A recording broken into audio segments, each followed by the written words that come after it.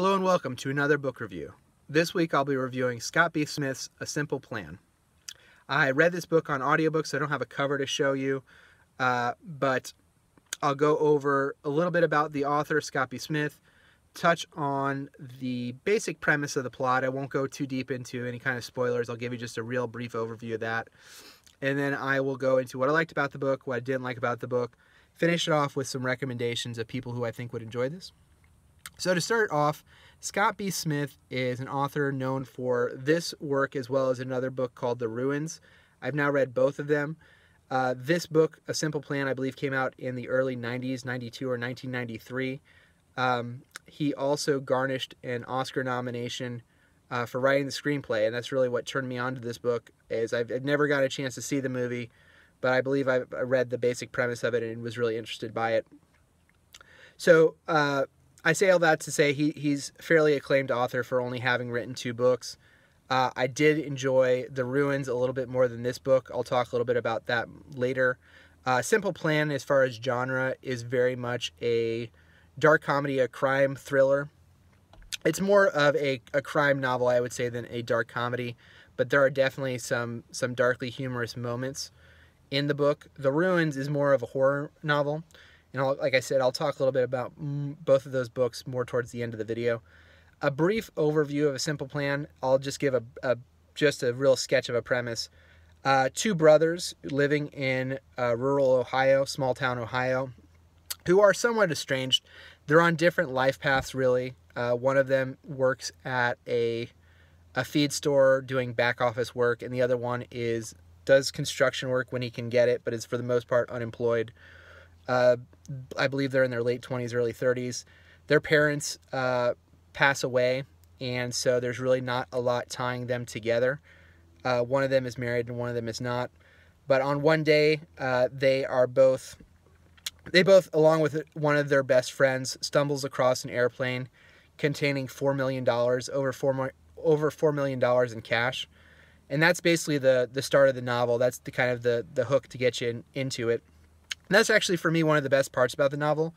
If you wanted to give someone just an elevator pitch about it and just say, three normal people stumble across $4 million in cash, and then things get dark. That's pretty much the premise for this novel, and I thought as a hook, it worked really, really well. The novel really kind of boils down to, as far as themes go, it's really about what people do. In this book, it's really about what people do not only for money, but also to protect themselves or protect the decisions they've made or justify the decisions they've made. That's really a central tenet to the novel, and I thought that kind of is hammered again and again. I think in doing that, the action does escalate really quickly and in interesting ways. The characters of the novel all are drawn to make them feel really realistic. You really get the sense that these are people that you may encounter in kind of small town America. So I thought that was really done well. You don't get the sense that any of these people are superhuman or above average, super above average or anything like that. You really feel they're like normal people who are kind of put into a kind of a unique situation. So some of the things that I didn't like about the novel, the prose is really not the greatest. It's kind of ho-hum. Not to say that the writing is bad or anything, but it feels very basic. Is maybe not the kindest word, but it feels kind of no thrills, and you understand what's going on, but there's really nothing there that really sticks out that's really going to be super memorable. Kind of like I alluded to before, the action escalates quickly, and in some instances that's really interesting. In other instances, especially towards the end of the book, it gets to a point where it's almost zany, and I think pulls some of the sting from the book, because it just goes up to, for the most part, all the characters are really realistic, and they're put into kind of a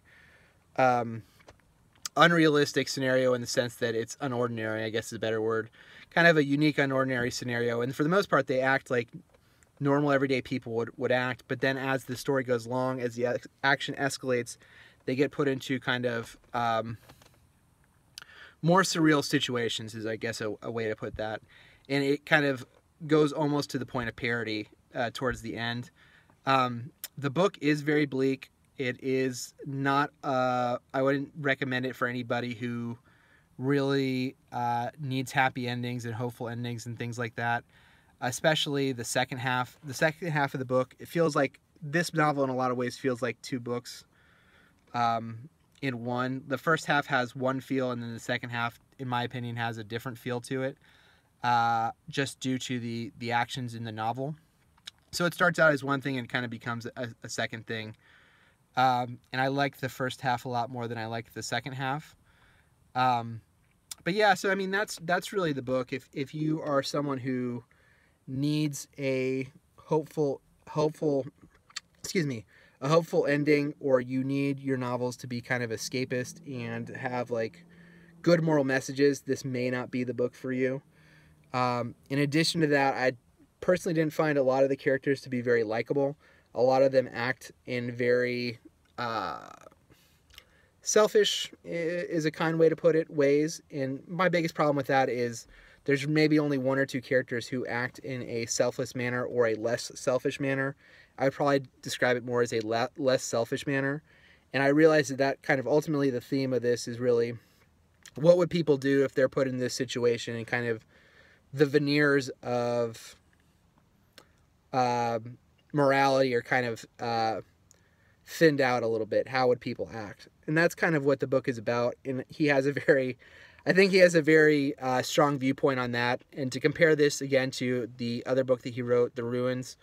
The Ruins he wrote later. It was his second novel. I did like that a little bit more. I thought that the writing in that was a little bit sharper.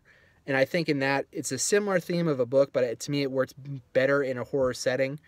That one, a lot of the characters act in similar manners to this one, but not all of them do. And I felt that he got away with that a little bit. He got away with that, in my opinion, a little bit better in The Ruins than he did in this. That kind of, his writing and his theme kind of fit better in that setting, in my opinion. So who would I recommend this book to? I'm not sure if I mentioned this earlier in the video, but this is very much a crime novel in the Coen brothers sense. So it's really kind of small town crooks trying to figure a way out of a situation in which they're kind of over their heads. So if you like that stuff, this is something that I would recommend to you. Who would I not recommend it to? I would not recommend it to people who have a hard time with bleak novels or stories. If you have a hard time with blood, there are definitely some bloody moments in this. If you have a hard time with animals being hurt, there are some moments in this you're not going to like. But overall, I think the book is an interesting premise. I think if I was to recommend someone just to read Scott B. Smith to see if they like his style, and that stylistically the books are similar, I think I prefer the writing in one over the other. If you are someone who likes horror, I would definitely give The Ruins a try first before going to this. If you like The Ruins, then I would definitely check this out. But his prose, in my opinion, is how do I say this? To me, the strengths of the novel were really the characters and the premise. The writing, to me, was secondary to that. And not to say that he is a terrible writer, because I don't think he is. I think you always kind of know where you are. But there's just not a lot of memorable writing, in my opinion. The plot as well is, to me, kind of secondary to the characters and kind of to the premise. The plot kind of goes where it has to go. It sags a little bit at times. I thought it could have been sharper. I think it could have been edited down a little bit. But you definitely feel, especially when you get to the second half of the book, that you're kind of on an arc and you kind of know where the arc is going, and it's just really a matter of when are you going to get to that ending. So overall, those are my feelings on Scott B. Smith's A Simple Plan. Please feel to like or subscribe to the channel. I'm not sure what I'm going to be reading next. I'm currently making my way through a nonfiction book called A Case for Mars. So actually probably will be putting up a review of that. Before I forget, I did listen to this book on audiobook, and I have kind of a neutral feeling about the reader of it. the narrator of the audiobook. I think he did an okay job, but it wasn't anything spectacular. So I'll leave it there. Like I said, it's going to be a pretty short video today. Thanks everybody for listening. I'll see you guys next time.